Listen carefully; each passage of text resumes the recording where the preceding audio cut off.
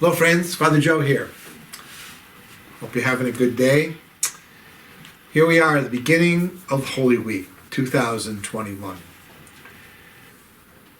This week, of course, Holy Week is sort of the essence, if you will, of our faith as we celebrate especially the Triduum of Holy Thursday, Good Friday, and Holy Saturday.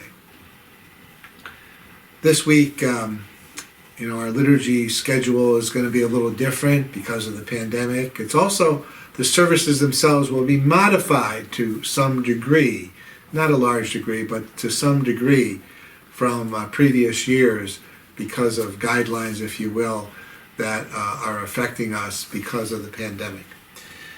But you may have received a little envelope from us with the Easter schedule, the Holy Week schedule on it. And in it mentioned that Holy Thursday and Good Friday, the service times will be 5:30 p.m. And certainly people can attend, but in all likelihood, as we continue to cope with the pandemic, many will watch us virtually. And so we will be live streaming the 5:30 p.m. service on Holy Thursday and Good Friday. As always, go to our website, stmaryscrescent.com, and I have to say it's ST, not SAANT, STMARYSCRESCENT.com. Scroll down just a tad and you'll see Mass live stream, and you click that button. And of course, if you're late or it's a couple hours later or whatever, you can go down to Archive Mass, and the first YouTube that'll pop up on the top of the list will be the most current Mass service that we would have had. So that's Thursday and Friday. Join us through live streaming, 5:30 both days. And then the 3 days really are one continuous action of faith, and it ends with the Easter Vigil, Holy Saturday. And that service, that Mass, will start at 7 p.m. on Holy Saturday, the 3rd of April. And that will not be live streamed. On Easter morning, we have two Masses. We have Mass at 8 a.m. and Mass at 10:30 a.m. The 10:30 a.m. Mass on Easter Sunday, as with all our weekend Masses on Sundays, we will live stream. We will live stream the 10:30 Mass on Easter and all Sundays. You're probably aware that, we haven't gone back, if you will, to the three Masses that we had prior to the pandemic. And part of that is we have restrictions in place. We have still the pandemic that we're coping with. Many people have not been vaccinated. And so for very good reasons, and most of those health reasons, it's understandable that people have not been able to go to church. And of course, the dispensation to not be at church continues in our diocese. But if you're thinking of coming, we would certainly encourage you to sign up for the Mass or the service that you'd like to go to. That helps us with the tracking that we need to have for records. Again, you go to the website, stmaryscrescent.org. You scroll down to Mass sign-in, and I think you can monitor through the rest of it. If you're stuck, you can call the office here Monday, Tuesday, Wednesday of Holy Week, before 4 o'clock, and we can sign you up. But no one's in the office on Good Friday and Holy Thursday and Holy Saturday and Easter Sunday, and so you need to do it beforehand. Can I show up? I didn't sign up. I couldn't get anybody. I don't know how to do the computer thing. You can, but we have limited walk-ins available. So especially for Easter, we're encouraging you to sign up or to watch us virtually through the live streaming.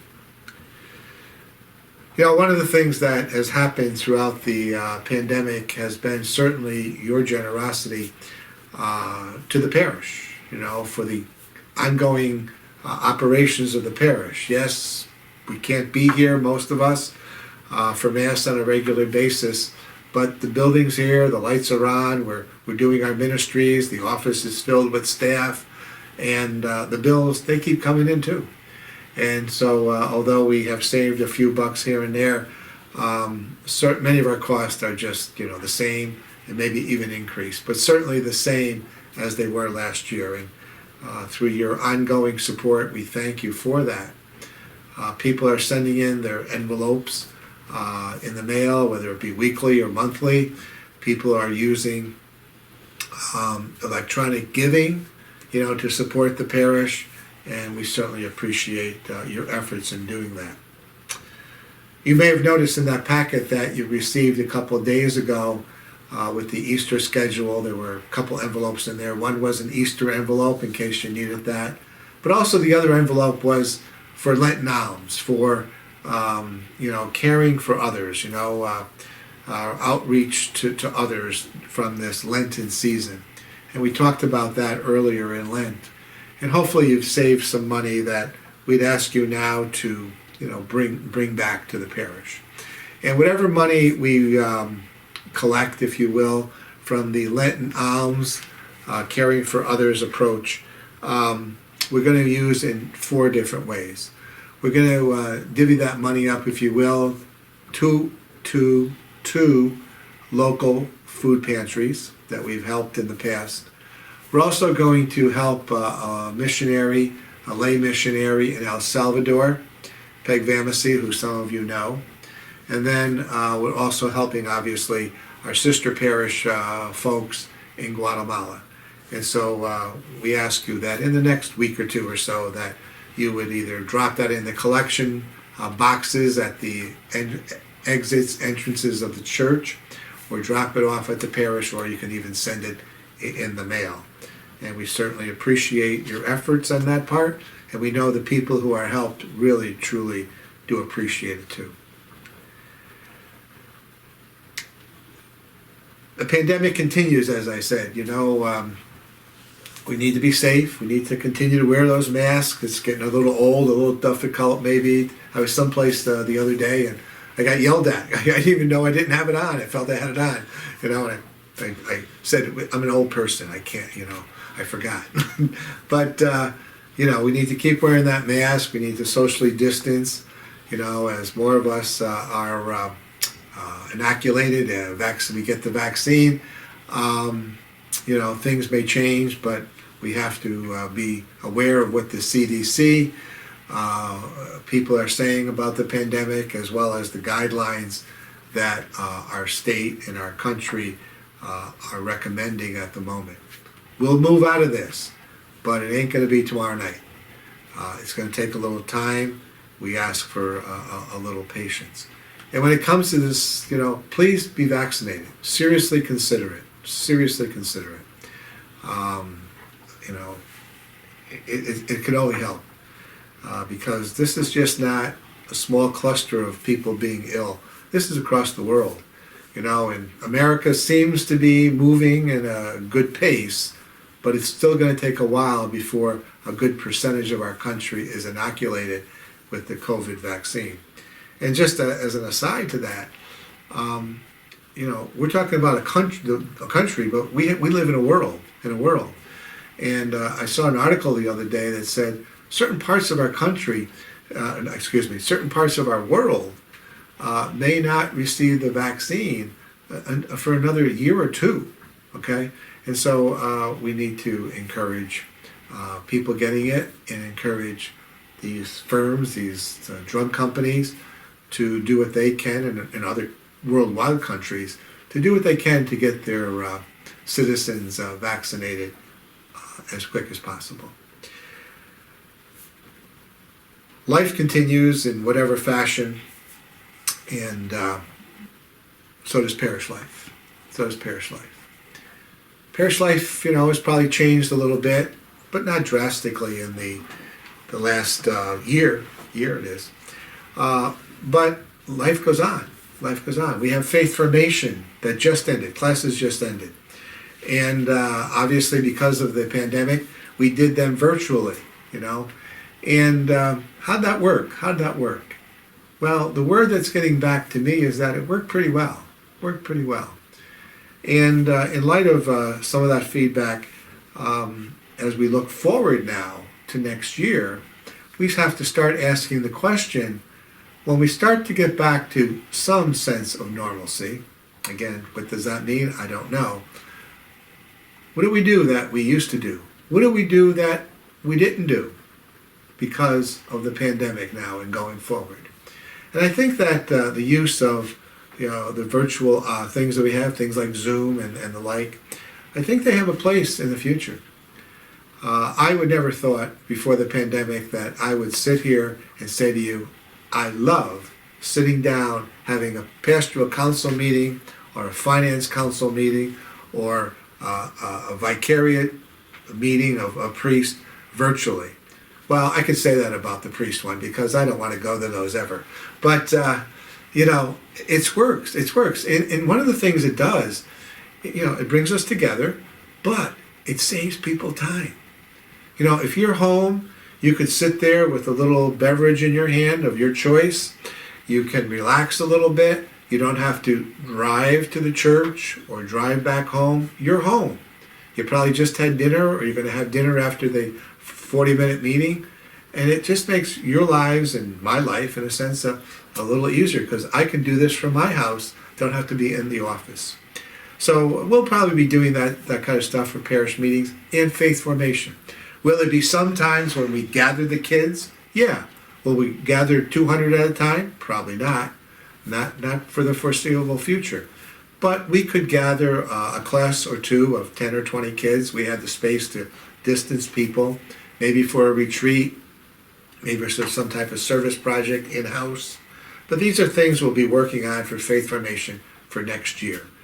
And I would say also in that area of faith formation, I want to thank the parents for your efforts in being with your children, or at least giving your children the support they need to be part of the faith formation this year, making sure they're tuned in, if you will, to faith formation. As one parent said, our child is in another room, but we hear what's going on. We hear what's going on, and sometimes we'll pop in, and that's great that the kids know that we're sort of on the same page when it comes to our faith.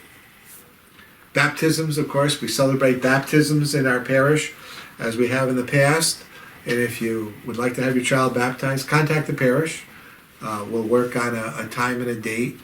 And one of the things, because of the pandemic, that has changed is that we're only doing, for the near future, baptisms individually, and they will not take place at Mass. They'll take place at another time that's either before Mass, after Mass, or another day. So we'll work that out with the family. First Communion is coming up. We have First Communion. It's part of the blood, the lifeblood, the life of a parish.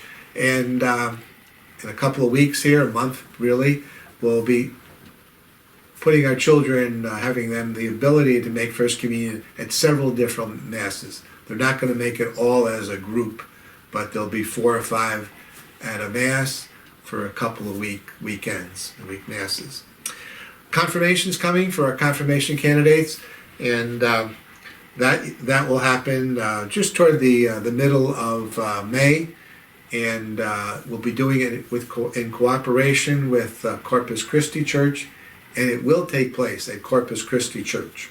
Why Corpus Christi? I thought this was the year to have it at St. Mary's. Well, I'm not sure it was or wasn't, but the point is that Corpus Christi Church is bigger. And by combining the two groups together, we can safely socially distance, and we can have the candidates, their sponsors, their parents, and maybe a couple other people.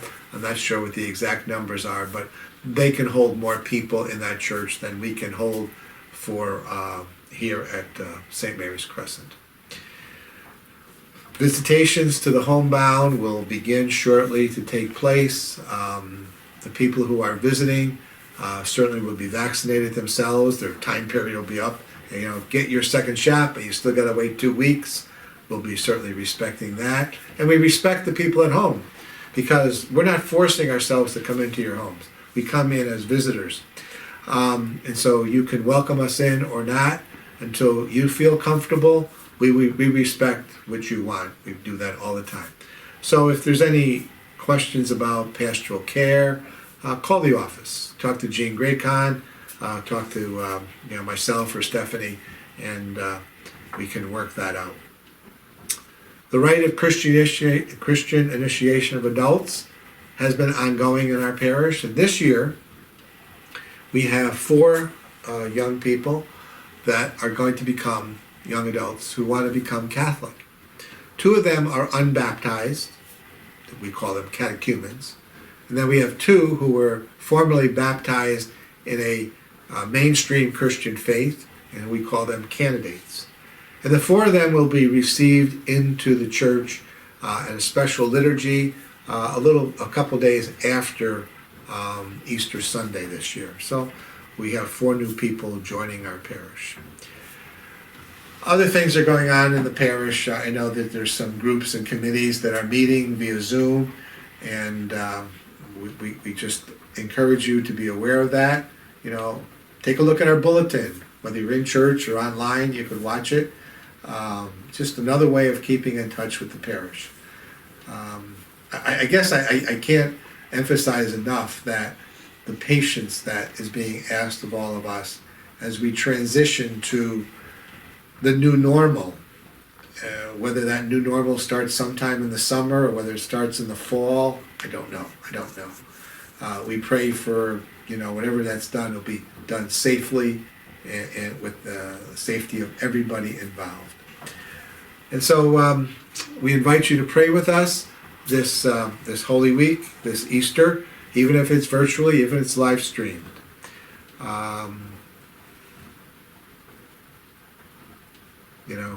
I don't know what to say. But thank you for listening. Be safe, be healthy, wear a mask, keep your distance, and happy Easter.